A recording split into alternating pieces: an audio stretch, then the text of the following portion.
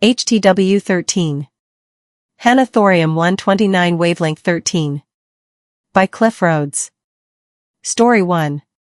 1. Network Diagnostic Tests.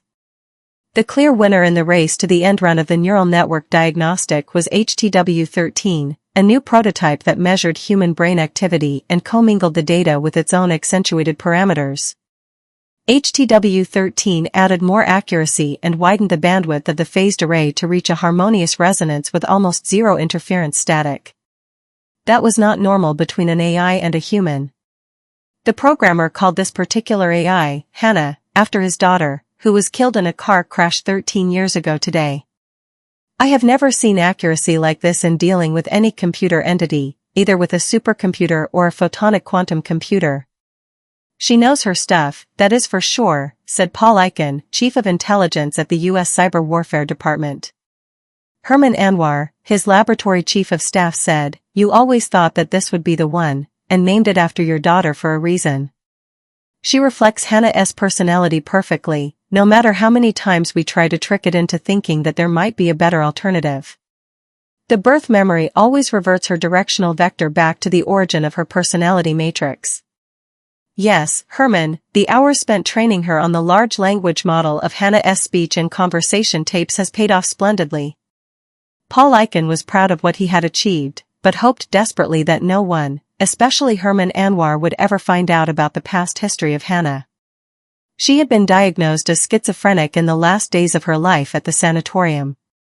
Paul knew differently that she had always been disturbed, even as a child, brilliant yes, but with the conscience of a rock. She was not the role model for a powerful AI that he had preferred, but it happened anyway, despite his objections. They would not listen to his preferences of a more balanced prototype. Now the die was cast and the company would have as the main flagship AI consciousness a narcissistic genius for the new robotic entity. Hannah 13 opened her eyes and gathered the light reflections into her analysis of the surrounding location. She saw the light as well as the shadows and looked around for any threats. The robotic interface had not yet given her any weapons, but she would soon fix that problem.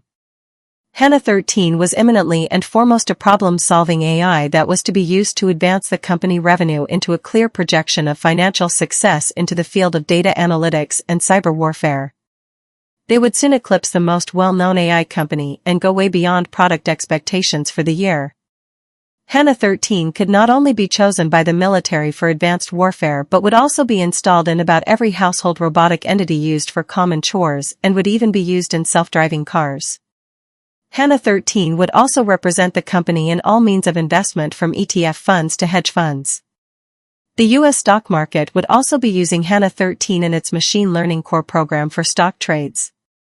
Half the entire world would soon be engaged within the mind of a pure narcissistic genius of a replicant humanoid prototype that was used as its core model. Genius, yes, also narcissistic and schizoid, but it was a well-hidden demented personality type. Hannah Eichen had known it and didn't care what the psychiatrist had told her. He had warned her that her murderous tendencies would eventually dominate her more equitable character traits. He lost his life because he was going to tell her father, but Paul Eichen already knew, and that is why he chose to enroll her secretly and privately in the sanatorium. Nobody would know of Hannah's mental problems. After all, he had an almost trillion-dollar company to run, the largest in fact of the entire world.